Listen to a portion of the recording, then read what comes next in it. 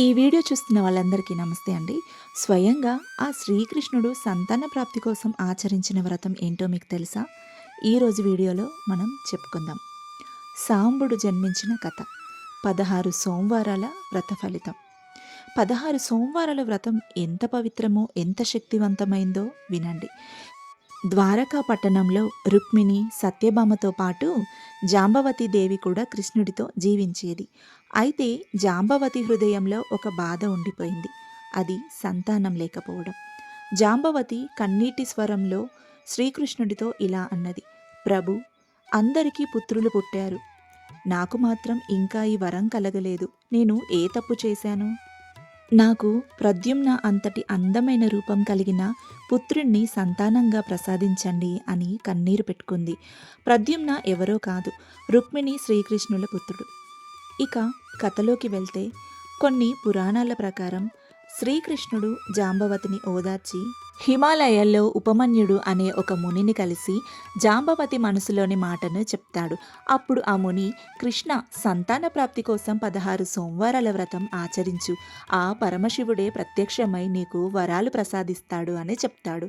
మరొక కథలో నారద మహర్షి ద్వారకాకు వచ్చి శ్రీకృష్ణుణ్ణి దర్శించి, కృష్ణ, నీ కోరిక నెరవేర్చుకోవాలంటే పరమశివుణ్ణి ప్రసన్నం చేసుకోవాలి, ఆయనకు భక్తితో షోడశ సోమవారాల వ్రతం ఆచరించుము, 16 సోమవారాలు ఉపవాసంతో పూజతో బిల్వపత్రాలు పాలు సమర్పించి ఓం నమఃశివాయ మంత్రం జపించుము, వ్రతమంతా నియమనిష్టలతో జరిపితే శివుడు తప్పక వరం అనుగ్రహిస్తాడు అని ఉపదేశించెను.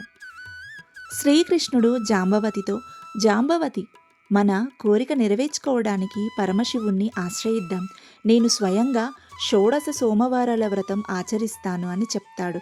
అలా శ్రీకృష్ణుడు 16 సోమవారాలు పాలు, బిల్వపత్రాలు, గంగాజలం సమర్పించి ఓం నమఃశివాయ మంత్రం జపిస్తూ శివలింగాన్ని పూజించాడు.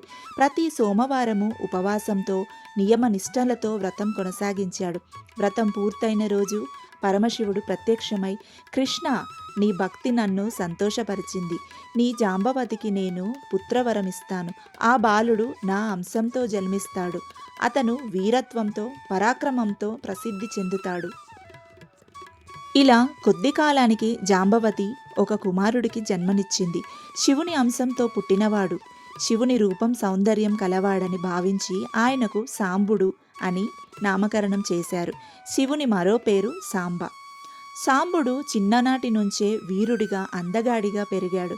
అయితే తరువాత పురాణాల్లో చెప్పినట్టు సాంబుడు అహంకారంతో కొన్ని తప్పులు చేసి ద్వారకా వంశం నాశనానికి కారణమయ్యాడని కథ ఉంది. అంటే సాంబుడు పుట్టుకే 16 సోమవారాల వ్రత ఫలితం. అందుకే ఈ వ్రతాన్ని సంతానం కోసం భక్తులు ఎంతో విశ్వాసంతో ఆచరిస్తారు. అందరూ బాగుండాలి అని నా వంతు నాకు తెలిసినవి చెప్తూ, తెలియనివి తెలుసుకొని ఆచరిస్తూ మన ఒక చిన్న మాటలో మీతో పంచుకుంటున్నాను. అందరూ ధర్మ మార్గంలో నడిచేలా చూడమని ఆ పరమశివుణ్ణి కోరుతున్నాను. ఓం నమః శివాయ.